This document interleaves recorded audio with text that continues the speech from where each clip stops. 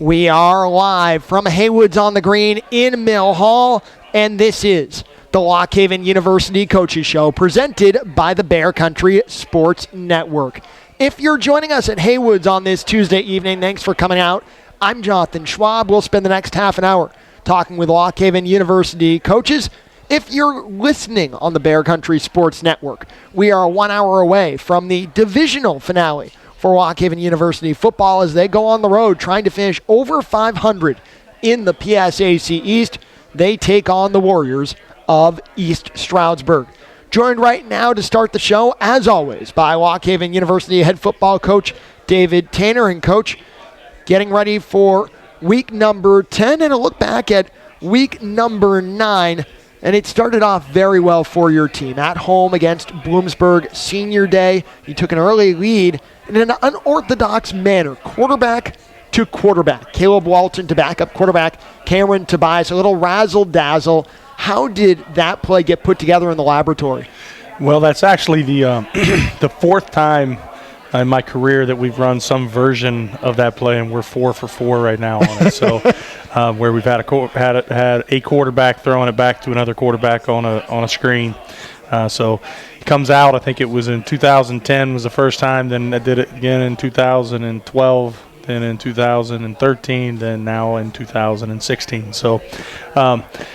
Each look was a little bit different each time, but it's just something we kind of can go back to and get an opportunity. It's fun for the guys to be able to go out and execute. Cam Tobias, I know you have a lot of guys who are in that 11-second, 100-meter dash range. Cam, not necessarily that guy. What's going through your mind as he catches that ball? He's got the lineman in front. He's got to cover those 8 yards to the end zone. Well, we calculated it at 8 yards. I'm glad it wasn't 9. Now, Cam assured me that if it was 9, he was going to carry him for another yard to get in. So, but he just scraped in. Your run game really got going against Bloomsburg. John Ford, 144 yards and a touchdown. What has made him so effective now back-to-back weeks? Well, he does a great job of running rugged, is the best way to say it. Very rarely does the first person bring him down in the spot that they make contact. He's very adept at staying in balance and runs off the defenders well and finishes. And he's got good vision, runs through some tight windows. Also, our offensive line has been improving throughout the year. We've had some injuries that we have fought through, but when one guy goes down, the rest of the guys have their back, and we've been able to become a little bit more consistent up front as the season has went on. For John Ford's efforts, he was named the PSAC East Offensive Player of the Week. What was your reaction to seeing that? Oh, it's great for the program. It's it's great for John individually, but it's also great for the offensive line and for the overall program. And it's our second Player of the Week. We had one with on special teams earlier in the year. So, it was nice to get one on the offensive side, and, maybe we'll pick one up here on the defensive side over the next couple weeks. Bloomsburg's reputation as a program is in the running game. So when I say to you outgained them on the ground 197 to 101. What does that tell you? Well, that was the game plan going into it. We felt like we could match up very well with them on the inside of our offensive line versus their defensive line. We also felt like, in their run game, if we could put a focused effort on shutting down number 26 for them, that they're, we could slow their run game down, if not shut it down. So it was something where we felt like we had an advantage, and I know traditionally that would seem to go against the grain when playing Bloomsburg. In fact, last year that wasn't our game plan going into it. But this year, when we made the evaluation, we felt like that was an area in which we could match our best up against them and do a good job. Joined by Lock Haven University head football coach David Taynor on the LHU Coaches Show, live from Haywood's on the Green in Mill Hall. Coach, early on in the game, instead of going to the usual dummy snap count, look to the sideline and call the play, you went up-tempo a few times, and you were able to draw some offsides penalties with the dummy snap count as the first quarter went on as a result of that. What prompted you to mix tempos a little bit early in the game? Well, it's always part of what we do. It's something where if we feel like we have a good gauge on what they're going to be in, and we're can take advantage of that, we'll press the tempo. We pressed the tempo, but we still played a little bit of ball control within it. I think our first 2 drives of the game, the first one was 3 minutes and 40-some seconds, and the second one was a 6 minute and 50-second drive. So, we had over 10 minutes of time of possession in the first quarter, even with pressing some tempo, because we played kind of a ball control style of what we did. So, was very happy with that. You go into the locker room, it's 7-7 at the half. What was the message in the locker room to the guys? The message was, right now we're dominating the game on both fronts. Stay the course on the process, and things will start to break. And eventually they would. We'll talk more about the second half and that defensive performance. 3 takeaways against Bloomsburg. That comes up in the next segment. We'll have that when we come back. This is the Lock Haven University Coaches Show from Haywood's on the Green in Mill Hall, presented by the Bear Country Sports Network. This is the Lock Haven University Coaches Show, presented by the Bear Country Sports Network. If it's Tuesday night, you're with us at Haywood's on the Green in Mill Hall.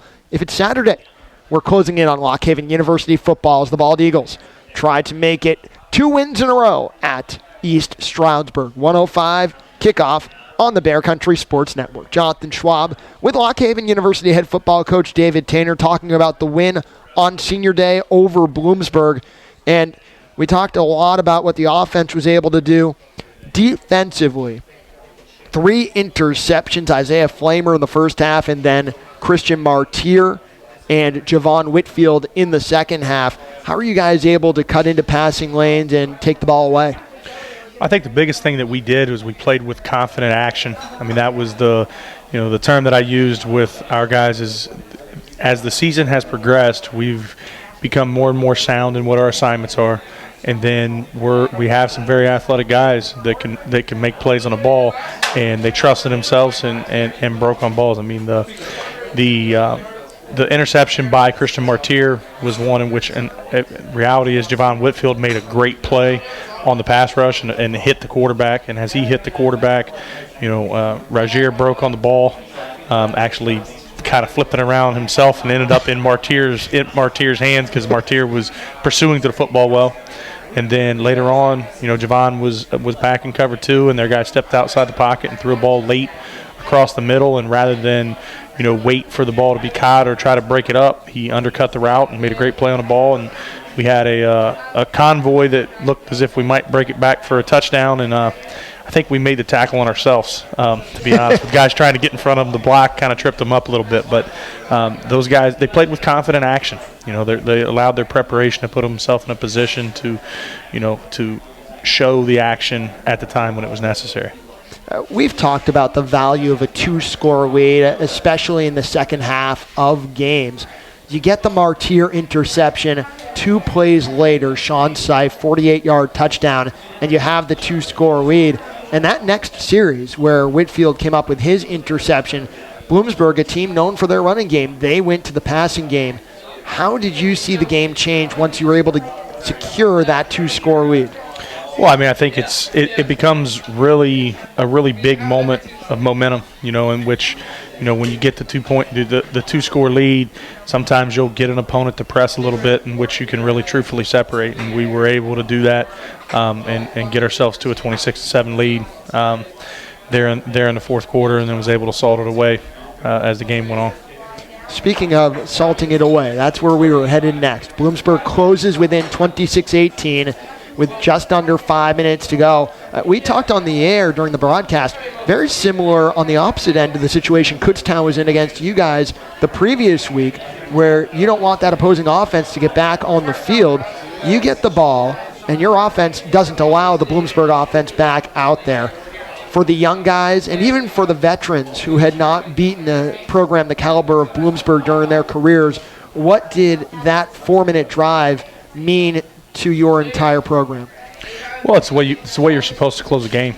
If you have a lead and you get the opportunity to close out the game, and we did it through effectively running the ball, and we ran the ball effectively against them, even though they were putting 8 in the box and loading up the box and putting the safeties down, and most of their plays were made by the safeties. But John Ford did a great job of running rugged and turning some of those 3-yard gains into 6- and 7-yard gains. And then when we were in 2 crucial situations, 1 third down conversion Caleb made a great throw to Kaif Williams, which was really his third option on the play. So he got to the number 3, got to it on time, hit him, got the first down, and then on a 2nd and 14, after a penalty, we hit a flat route to John Ford. He broke 2 tackles and turned it into like a 20-yard catch. So, it was great effort on our guys and really, feeling it and attacking the moment. Joined by Lock Haven University head football coach David Taynor on the LHU Coaches Show from Haywood's on the Green in Mill Hall. We've mentioned a couple times it was senior day. What feeling does that give you as a coach to have that be the final home game for your seniors? It's one of the overarching goals in our program is we say we want to send our seniors out as winners, and that's interpreted in a lot of different ways. Number one, you want to be able to shake their hand, give them a hug, give their parents a hug, and thank them for building tradition in the program. So to be able to get the win on senior day and it being the first one against a team with, at that point in time, a winning record, I believe since 2003, to do that showed some progress and that they truly are building tradition in the program. So, that's one of the goals. It means a lot to us to be able to send our seniors out as winners and not only, as winners in that tradition, but also win on senior day. We move ahead and you move ahead to East Stroudsburg now. We'll talk more about the Warriors of ESU in our pregame interview that comes up on the Bear Country Sports Network during the 12:35 pregame show. But for the folks at Haywood's on this Tuesday evening, what's a brief synopsis of East Stroudsburg? Well, Team 10 is, I think, a very talented offensive team. Number 29, their tailback, is a guy who's found a way to get into the end zone quite a bit. He's a guy that call him a pliable back. He just kind of bends off contact and manages to stay in balance and does some really good things. So now he picked up an injury at the end of the second quarter in their last game, but it's senior day. It's his last home game. We expect to see him out there and playing. And then I think they also have some very talented receivers. They've went through kind of a quarterback transition throughout the year and have now number 17 is their starter for them. And he's a guy, he's got a good arm, lefty that can do some things. So we'll expect them to try to deliver the ball to number 80 and 15. I think have been their top 2 leading receivers right now. From a defensive standpoint, it's a game we want to be able to physically continue what we've done over the last few weeks and run the ball physically against them. I think it's an area in which we can match up relatively well. I also think that we have the ability to be able to attack them on the back end some. They have some talented guys that run really well at the corner position. But strategically, we've gotten Sean Seif a lot closer to healthy now. He's played the last few weeks with a full cast on with his pinky finger. Now they got him down into a little bit smaller cast, so he's got a little bit more flexibility in his wrist. So hopefully it'll allow us to be able to move him around a little bit more. So. I think they're a talented football team. It's been a long time since Lock Haven has won a game against them, and told our guys today, if you look back on their game notes, they were pretty proud of putting up the fact that they beat Lock Haven 99-0 in 1926. So told them to just let that number register with you for a little bit. Our one for fun with David Taynor, not related to that duly noted 99-0 score. As of Tuesday, as we record this, yesterday, Monday, was Halloween. So Aaron Russell, who comes up next, will probably have an idea of what his question is, but we will go trick for Coach Taynor. What is your favorite, whether you've run it, designed it, or just seen it, what is your favorite trick play of all time? We had 2 last year that were designed. One of which was called OG, which is offensive guard, was a boot that was a throwback to the offensive lineman. So anytime you can get an offensive lineman involved with a trick play, it's definitely something that I enjoy being a former offensive lineman. My problem is it's hard to snap the ball and then get involved with the play. So it tends to be those guys that are a little bit out on the edge if you're going to do something. So it'd definitely be getting an offensive lineman involved with a trick play. Of course, a lineman would say that. Lock Haven University head football coach David Taynor, thank you for the time, and good luck at East Stroudsburg. Thank you very much. When we come back from Haywood's on the Green, we'll be joined by Lock Haven University head men's and women's cross-country coach Taynor Russell. This is the Lock Haven University Coaches Show, presented by the Bear Country Sports Network.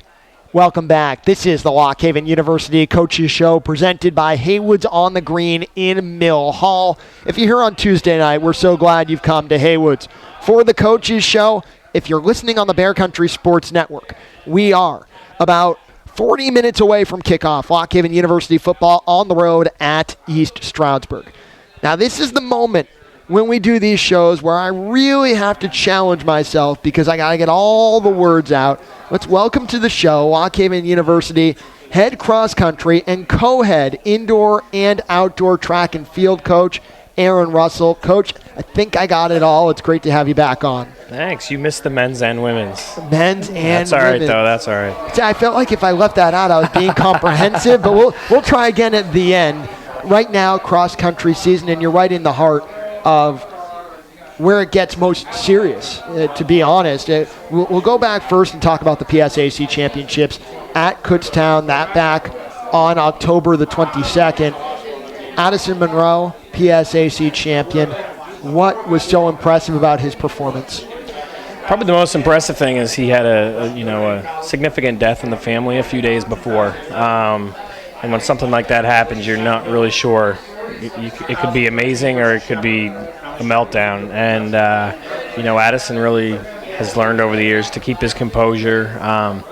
It was a rainy, gusty wind kind of day, and the last thing a coach would say in a race like that is take it from the start because they're going to work so much harder than everyone else. But I kind of just let him have free rein on what he felt like that day, and he kind of said his grandfather was at his back, the wind at his back the whole time, and he didn't look back. He looked like it was easy. So really impressive to see someone as composed as that, and to bring the title back to the family. I guess his brother won a few titles himself, so, and his brother was able to be home to watch it, which was extra special. So had to be 6 other guys, all PSAC, second as a team on the men's side. How would you assess how that group performed?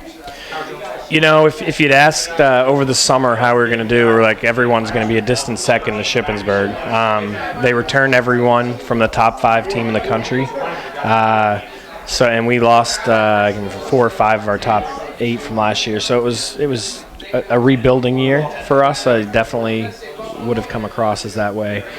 So for these guys, we have 2 guys up front who are going to be graduating, but our next 6 guys are freshmen and sophomores. For them to step up and even put up a battle with Shippensburg was something that I was really impressed with and bodes well for our future. I think it was special, even though it was second. On the women's side, Amanda Schultz, Caroline Stickley, both all PSAC. First time you've had 2 runners on the women's side finish all conference since 2011. What did you think of what they were able to do? Yeah, not just that. It's only the 3rd time it's ever happened. So for 2 freshmen to do it, again, not to reiterate what I said with the men, but if you'd asked me over the summer, I was like, gosh, we got a lot of work to do. But, to have freshmen up there leading us, our depth coming from our upperclassmen, it's kind of a flip-flop of what you expect. Just super excited. And three women's teams, I don't know if you're going to ask this later, but 3 women's teams line up to go to nationals, and they're 11 points out of that spot.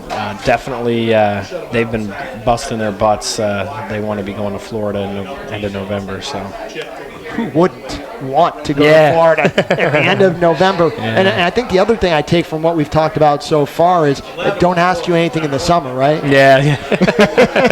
It's true. Joined by Lock Haven University head men's and women's cross country coach Taynor Russell on the LHU Coaches Show, presented by the Bear Country Sports Network from Haywood's on the Green in Mill Hall. This past weekend, the Go Fast River Run. What's the motive and the motivation behind that event? That gives us, we sit out our people who are competing at regionals this weekend, and it kind of gives an opportunity for us to keep everyone on the same training plan.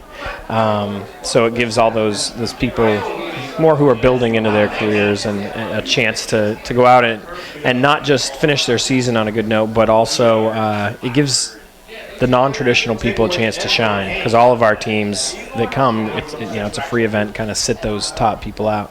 So suddenly you have your 9 or 10 person out there battling for the top collegiate positions and stuff, and just it does a lot for their confidence to end the season. You move on now to the Atlantic Regional Championships at Slippery Rock. You've already run there this season. How about a brief preview of what fans should expect come Saturday morning?